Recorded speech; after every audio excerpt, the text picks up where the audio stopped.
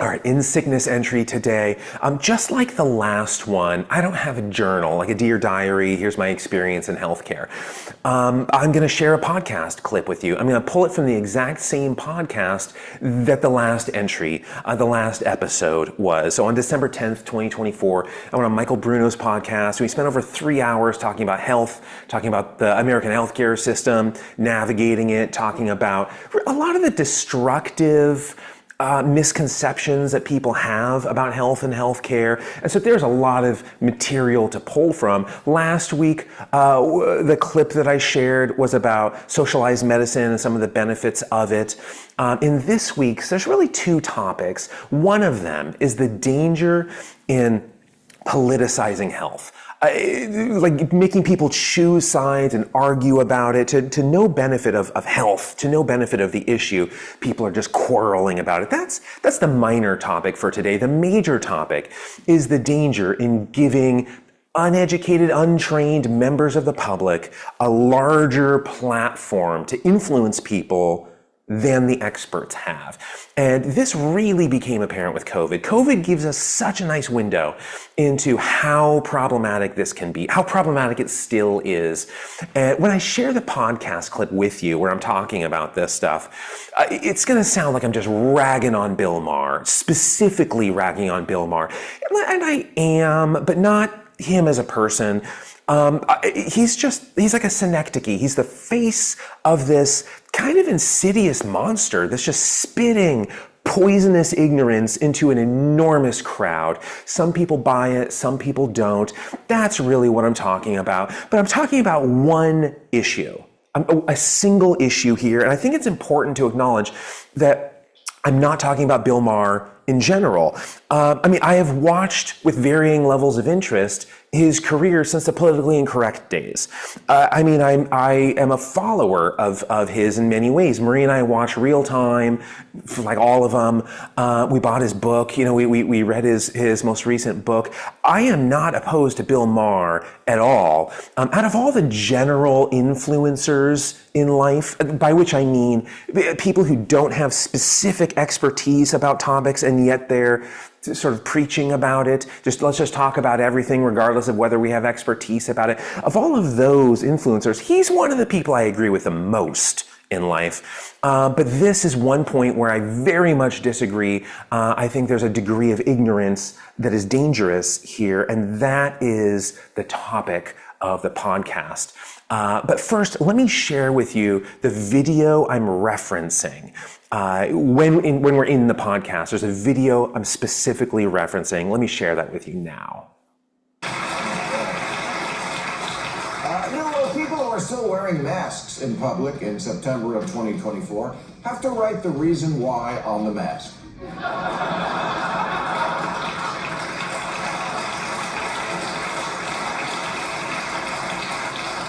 And here are the reasons we will accept. I have a cold. I have a cold sore. My lip piercing got infected. I'm Asian. I'm a huge pussy, and I've been in a coma since 2021. Wait, are we not still doing this?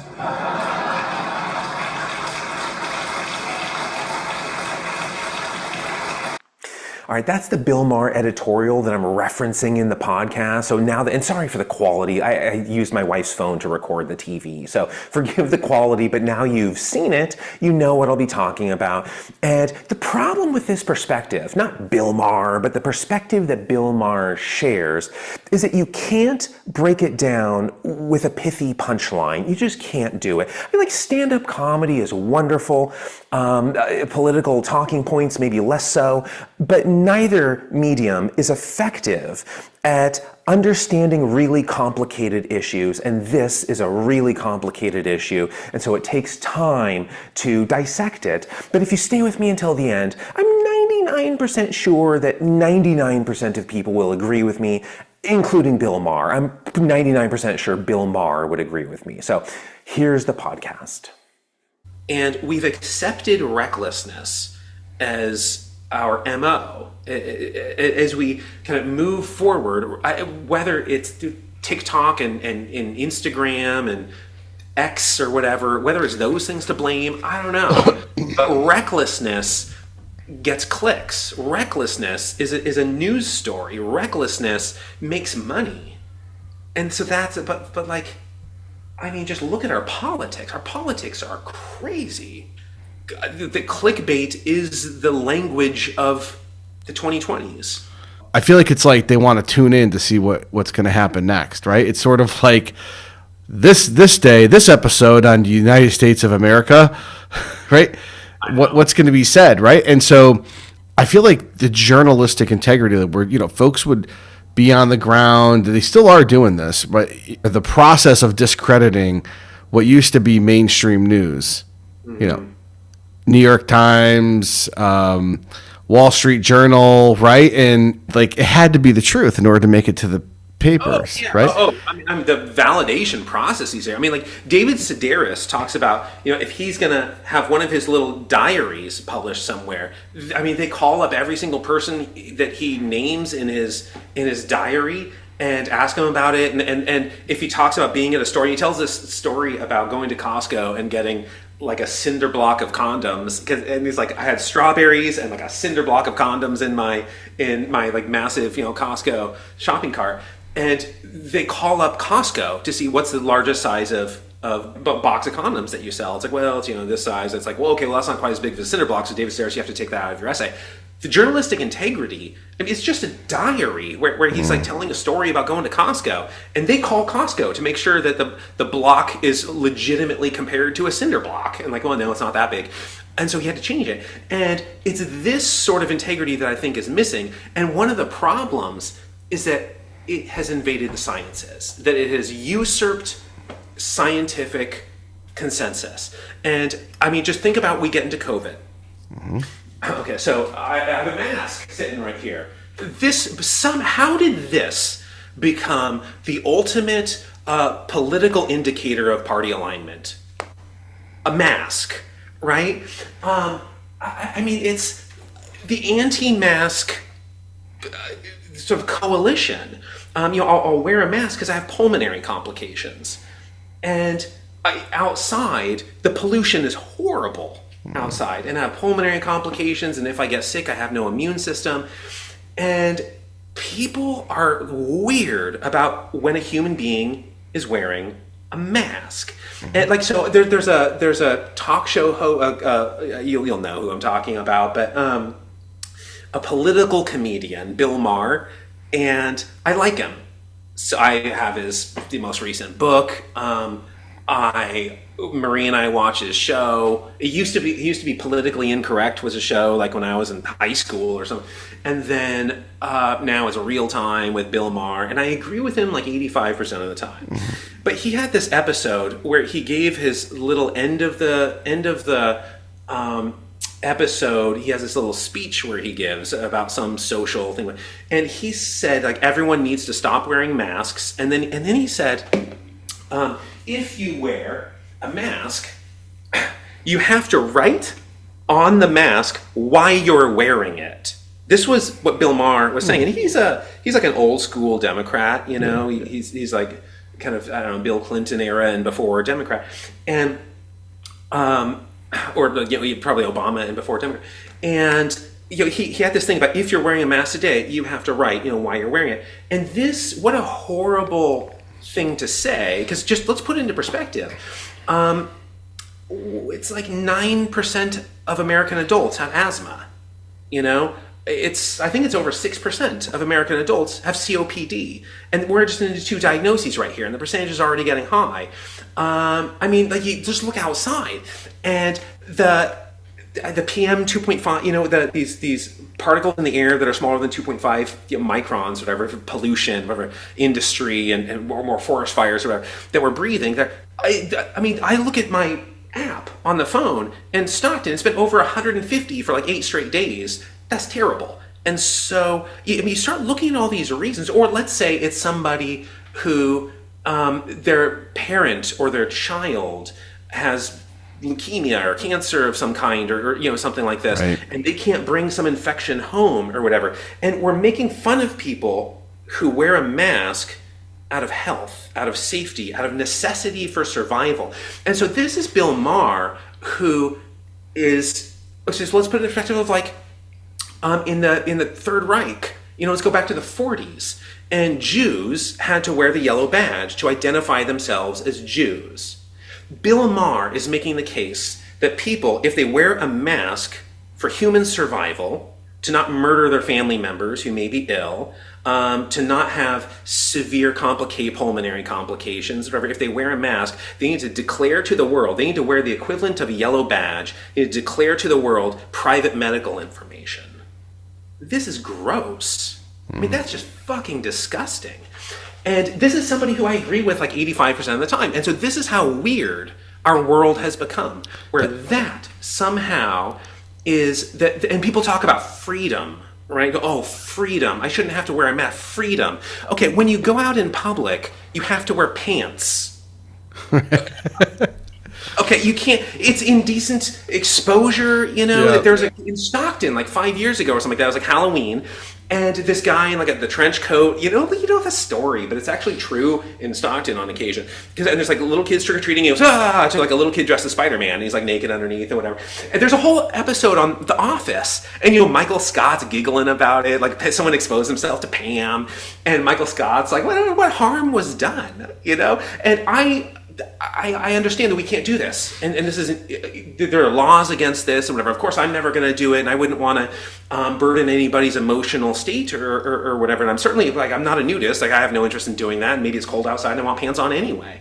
But what harm is done by flashing somebody?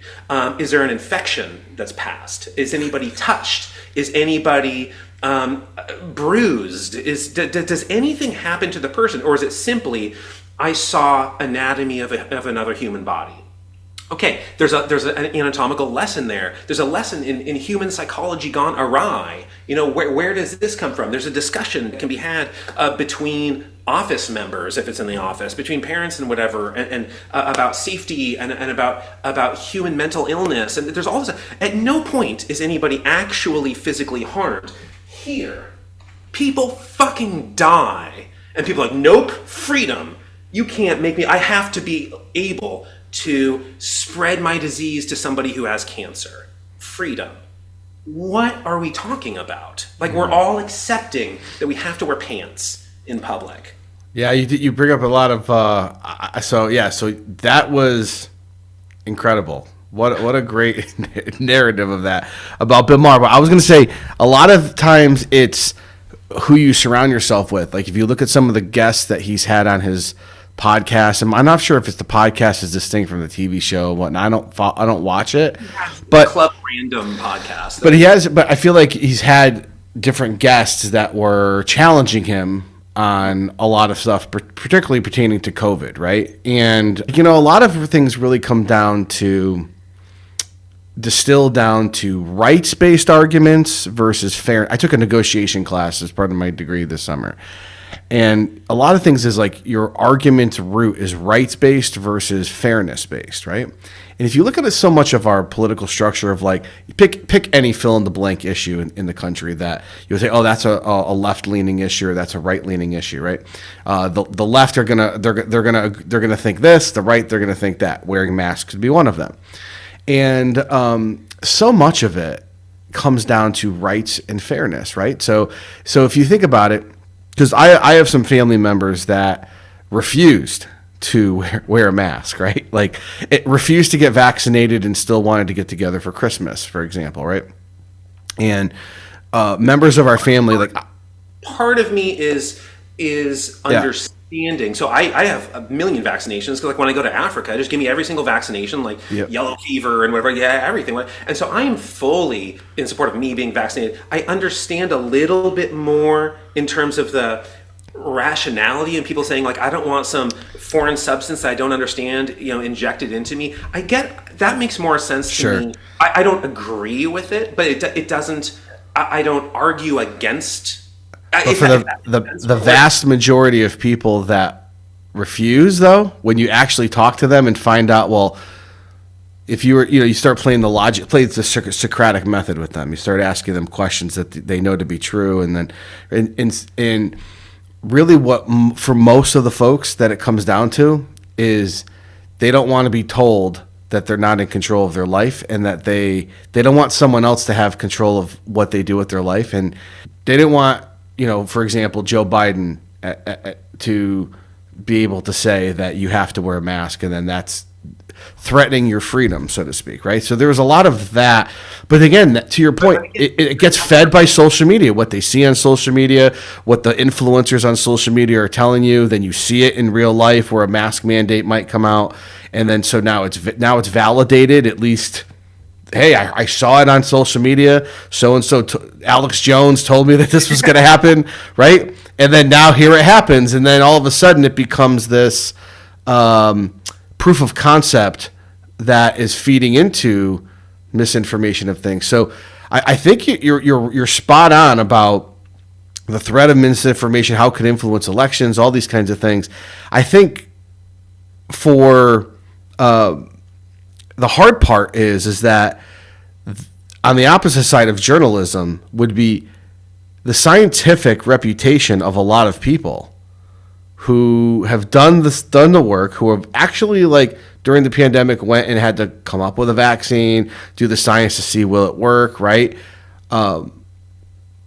These folks, a lot of times, from an influencer online, can basically be said, oh, well, this person's paid by pharma, right? We're going back to that. And so you can't believe. And so it pretty much, they find one little thing. You have to pretty much have an unblemished record all the way throughout your whole career, because anything that you might have done that made a mistake is, it completely discounts your entire career and why you can't be trusted for anything. And so, right? And I feel like that is kind of what drives a lot of this, is that they'll see an influencer that finds one little thing that you said one time, like you use the journalistic experience about the condoms in the cylinder box, right? and it's wrong, and it's like, oh, well, if they lie about that, something so trivial, then they got to be lying about other things too, right? So I have a couple of responses, which one of them, I want to get to expertise, when we're talking about an influencer. Yeah. But this idea of freedom. Now imagine, we already talked about the auto cars, and like if you put your ape hands on the wheel, it's more dangerous than the car. Now let's just say we're 10 years in the future and everything is worked out. The plane, we're totally fine sitting on a plane in the cabin.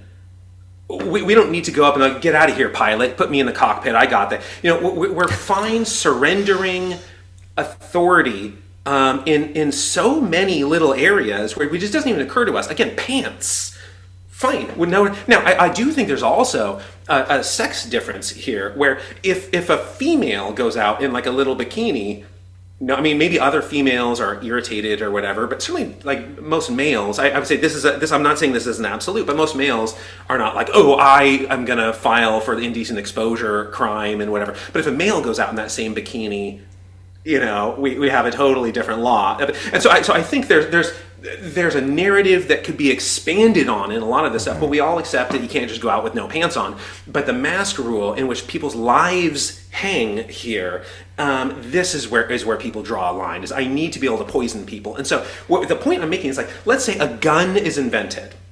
That's the smart gun.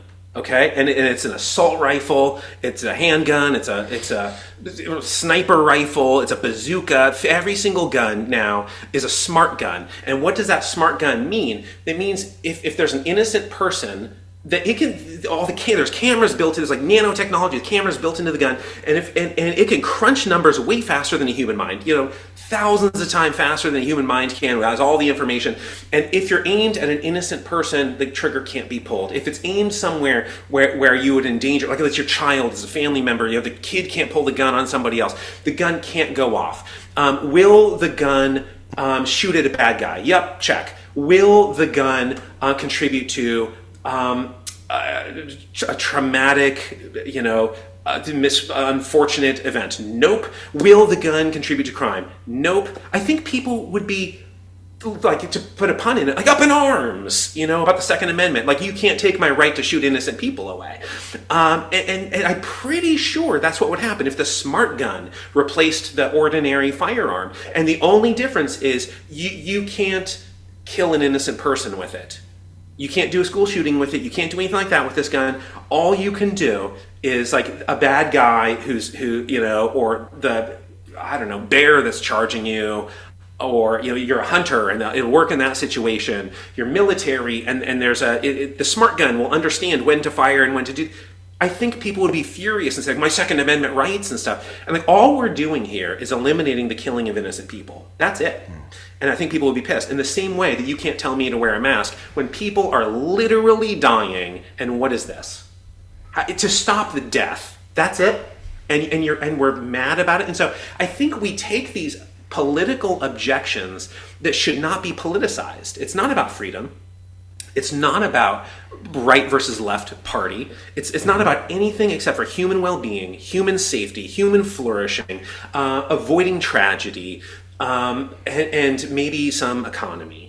That we can keep the workforce, because we're not eliminating the workforce, like what COVID did to the longevity of human life, and let's eliminate some of the workforce.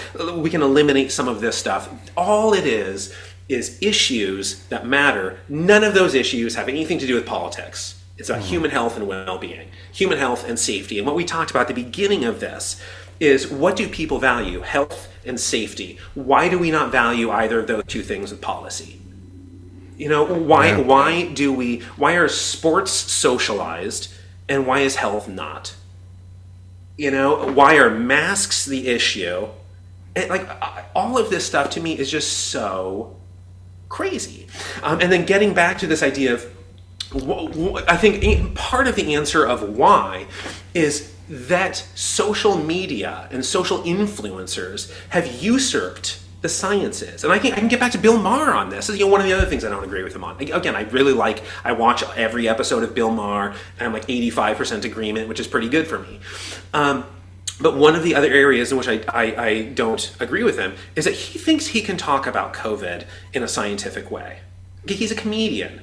I think he went to Columbia and got like a history degree or something like that. He's going to know more about history than me. He's going to know more about politics than me. These are areas in which he has some expertise, and he's a very smart guy. But I doubt he's ever even taken a chemistry course. Was he like an epidemiologist for the county? Does he have a background in infectious disease?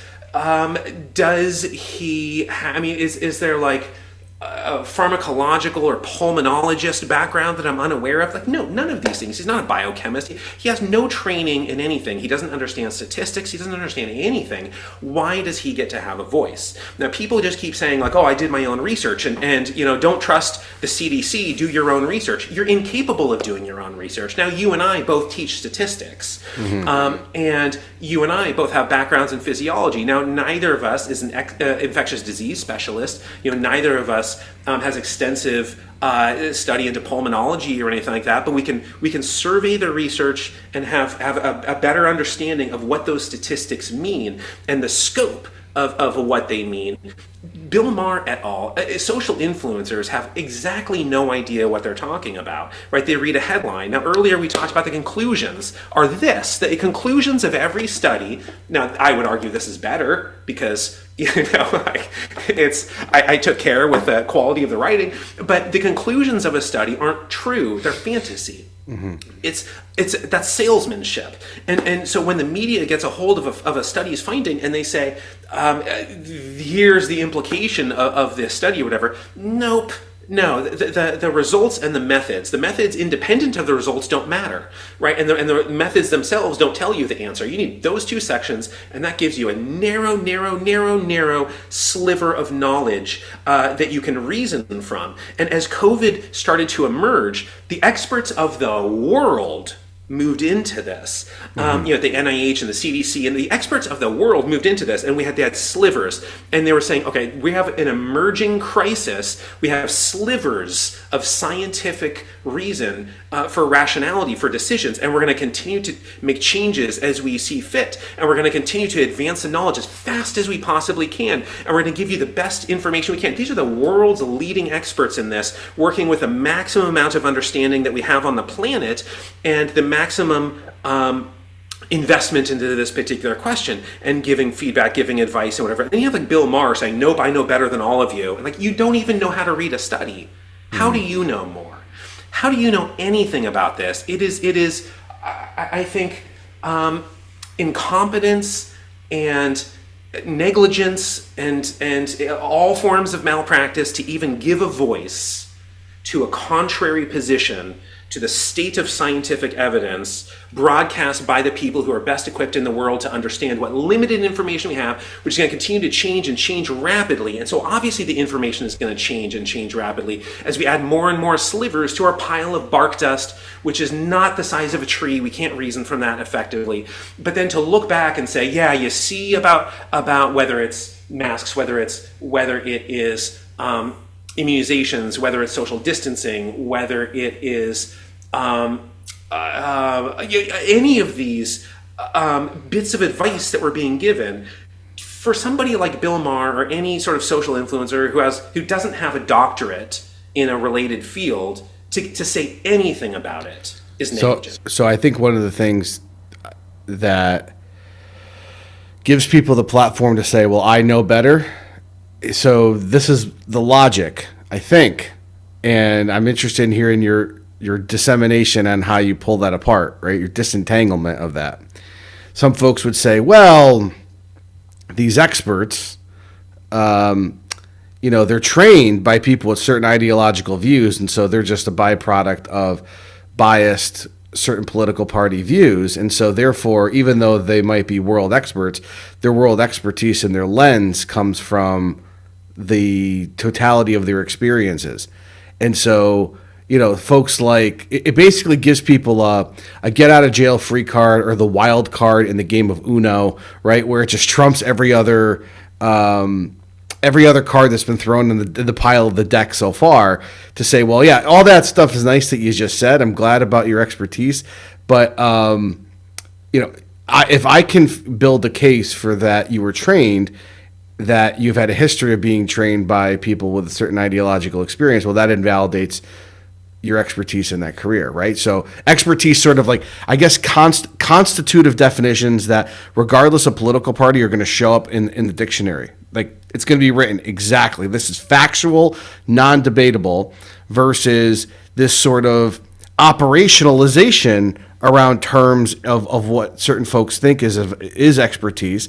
And so a lot of times what I've seen is in stuff that some of my family members will say, I'll sit there and I'll say, like, okay, like, walk me through that process. How do you, and they, well, they were trained by this person has this belief. And so, they're just sort of course, their findings are going to support something that aligns with that belief, right? And so is that really knowledge and fact, or is that just feeding into the narrative of what they have as a bias of their own ideology? I'm interested in hear what you have to say about people that say that. I think the ideology that is most important here in terms of the training, you and I were both trained in this, is the scientific method. Yeah. The scientific method aims to eliminate bias from all decisions. Now, is it perfect? No. Bias is inherent and it is impossible to eliminate completely, but the scientific method, I mean, something like, double-blind, randomized, placebo-controlled trials and stuff, this was designed to eliminate bias, and so the scientific method is the ideology that we're trained under. Mm-hmm. Now, you could say that there's a history of publication that favors some sort of outcome. Okay, well, is the scientific method accurate? Let's read, again, the methods and the results. And if the scientific method is accurate, I don't care what religion or political alignment or sexual orientation or gender. I don't give a shit about any of that in anybody, really. Yeah. For any reason. And I would expect they give not any shits about me and my orientation of every kind. Like, why would anybody care about anybody's anything?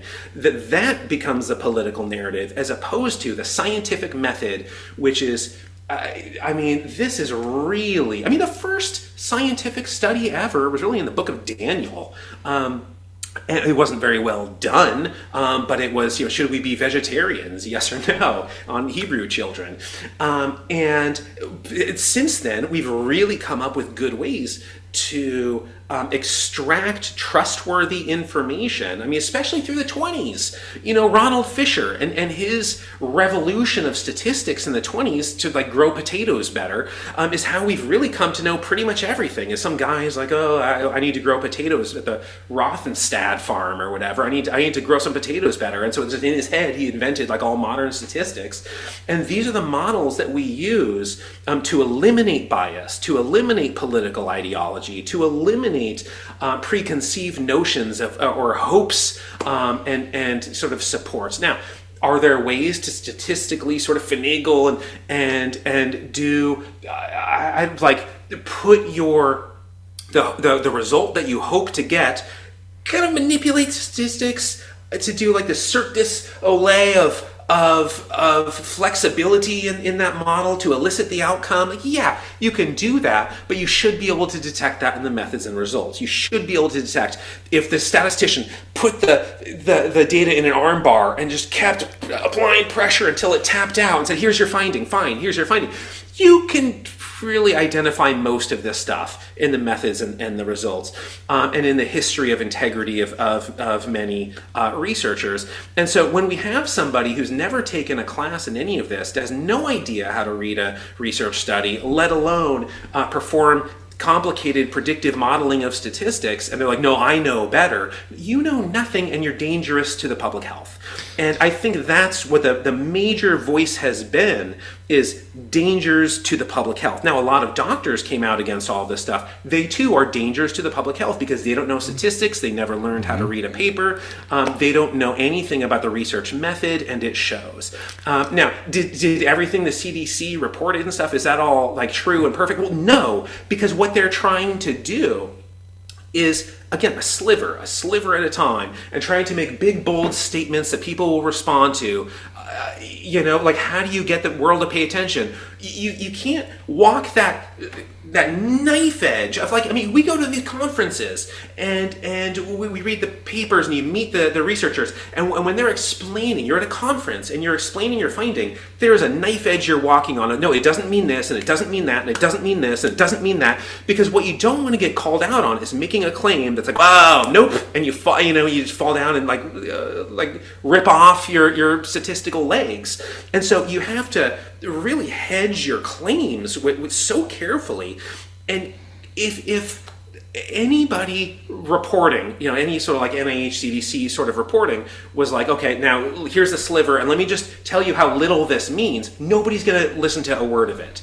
And so what they have to do to get that message out is turn up the volume.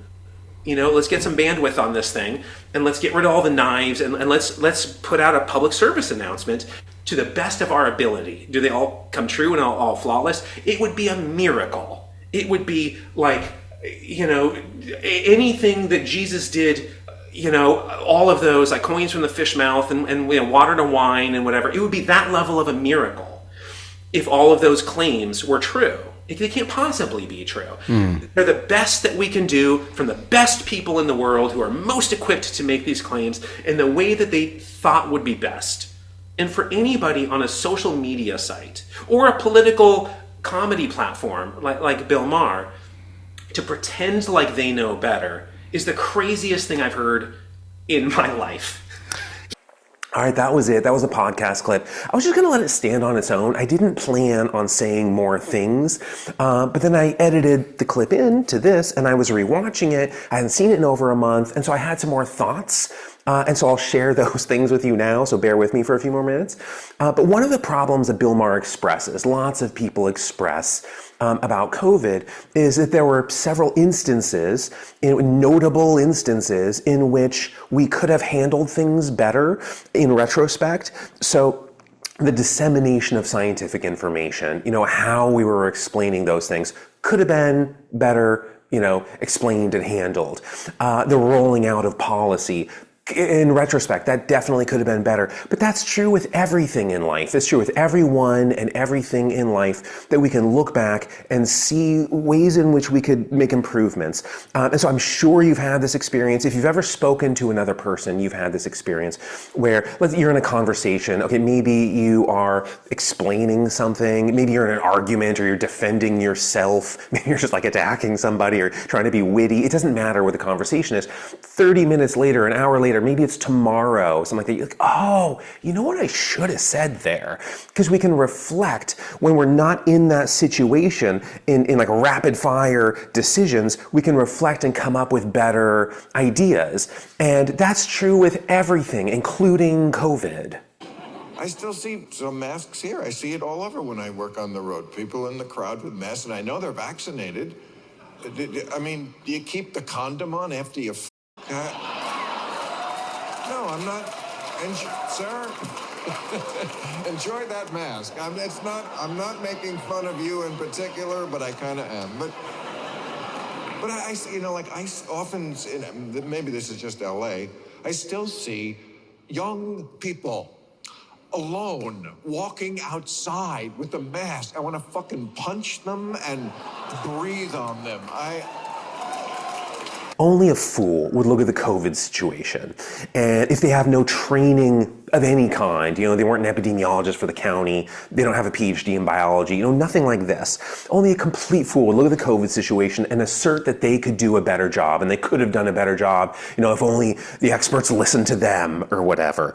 We have a false sense of confidence in tons of things in life. A more innocuous example than life and death is like sports, where people just think, the spectators think they're pros. Let's say the Super Bowl's on TV. That's where my TV is. And there's people sitting on the sofa. Guarantee you're going to hear people making fun of the coaches, ridiculing the calls or the plays, whatever decisions the coaches are making, even though those people are the most trained people in the universe to be able to make these calls. The person sitting on the sofa who probably didn't even play football, might not even be able to throw a spiral, that person is ridiculing the coaches. Oh, if they had listened to me, our team would have won. Okay, please. That's not how life works. Let's put it in baseball. Baseball is an even better example for this, because I mean, tons of players are going to strike out looking at a good pitch or swinging at a bad pitch. And you always hear people watching TV say, oh, I would have never swung for that. Are you, or I would have swung, if it's a strike. No, that's not even close. You might not even have ever held a bat before, let alone seen 100-mile-an-hour pitch. Baseball doesn't happen in slow. Instant replays happen in slow-mo. And people are making decisions from the sofa about the slow-mo instant replay. And that's not how baseball works. I mean, the last person to hit 400, which honestly is not that good, 40% success rate, was in the 1940s. Okay, say what you want about Barry Bonds, but he's one of the greatest baseball players of all time, and he didn't even hit 300 in his career. I mean, he was close, but he was under 300. Tons of times Barry Bonds struck out looking at a good pitch. Okay, tons of times Barry Bonds struck out swinging at a bad pitch he shouldn't have swung at. But nobody, if you look at the back of the baseball card, nobody is better equipped to have that at bat. There's nobody who is more well positioned to take the plate at that time. And so when he's walking to the dugout to assert that you could have done it better is so ludicrous. Nobody could have, not even Bill Maher. Did you see Joe Biden on 60 Minutes on Sunday? He declared the pandemic was over. So if you're wearing a mask, you better be robbing me. When people who belong in life's audience are pretending to be brilliant experts about a topic, they're the pros. They're just making fools of themselves. And Bill Maher should be in life's audience for the natural sciences, for epidemiology, and disease transmission, things like this. Bill Maher should be in the audience, and he's sitting on the sofa ridiculing the experts. And I get the argument that the scientists didn't just report the facts, which is what they should have done. Okay, how could they? They did not have the facts. We still do not have the facts. Nobody does. The facts are unfolding. We know more and more as time goes on, as studies proceed. We know more and more. But they did not have the facts. They still. But even if, let's say they did, let's say like a magical COVID fairy goes into their bedroom, into the researchers' bedrooms, and like slips the facts under their pillow. They wake up in the morning and go, whoa, I don't have any teeth, but I have all the facts about COVID. Even in that situation, that's a challenge. That's difficult for them to navigate because people are not responsive to, I'm sure you've noticed, facts don't, let's get out of facts and let's just say there's a type of person who's chronically late to everything. I'm sure you know one. It doesn't matter what you say, how important it is, right? Like, oh, okay, our flight leaves at 3:00. Okay, at 3 in the afternoon, our flight leaves. At 3:30, they're ready to go to the airport. Okay, we missed our flight. Or like the funeral, it starts at 9 a.m. They show up at 11, there's no body. And again, who cares how important it is? This is how, it could be a doctor's appointment. It could be like a job interview. It could be their own wedding. Yeah, and there's no amount of information. You can't just tell them how urgent this is and have them show up. It doesn't work. So like if you want to see the play, let's just say it's like a little thing, you want to see the play, and you say, you have to manipulate them a little bit. You say, okay, the doors close at 4 p.m. We cannot see the play if we show up at 4:01. Okay, you're going to get there at like 5:12. You're going to. But if the doors actually close at 5:30, you're fine, right? So we have to manipulate people a little bit who are not responsive to urgency, to facts, to information, to science. We have to manipulate them a little bit to get that effect. And COVID is not a play. Right? It's not a dress rehearsal. I mean, it killed millions of people. This is life and death. It's not just the deaths, right? The lives themselves are affected too. Chronic COVID symptoms are terrible. And how do we get people to behave when the scientists don't have all the information? This isn't a dress rehearsal, and it's 100-mile-an-hour fastball timing to make your decisions. Yeah, but Bill Maher could have done a better job.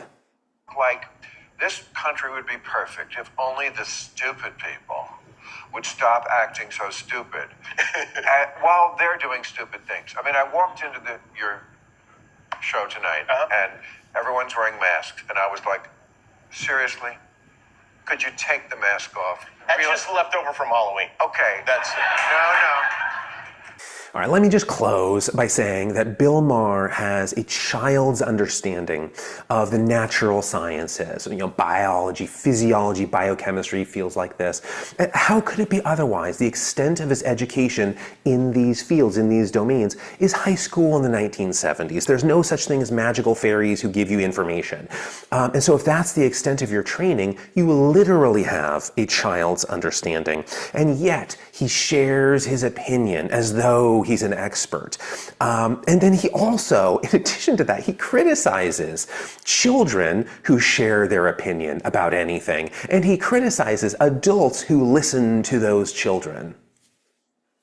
Calling them tiny geniuses. If they're telling them their thoughts are just as valid as the adults, they're not. They're children. They're stupid like dogs.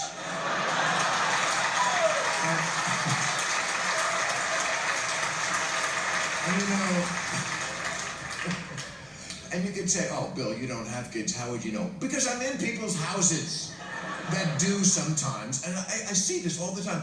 Kids as young as 10 will invite themselves into the adult conversations, and no one stops it. I mean, if I ever did this, I remember my parents in the living room with their friends. If I ever just walked in, I've had some thoughts about the Vietnam War that I think everyone... Get the fuck out of here. Okay, now in closing, this is the very last, very end here. I just want to reiterate, this is not about Bill Maher. This isn't like a hit piece. I buy his books. I've watched his show. I've followed his career somewhat avidly for decades. I agree with him on most things. But this is a point in which ignorance gets a big platform and it becomes dangerous. And so that's why I'm talking about it here. But I hope moving forward, that we can all be more mindful in what we say, to where if we're putting people's health at risk, if we're endangering people, if we're saying insensitive, unscientific things, we can take a minute and reflect before we speak, so we don't have to reflect after the fact and say, oh, what I should have said was. But okay, I'll see you next time.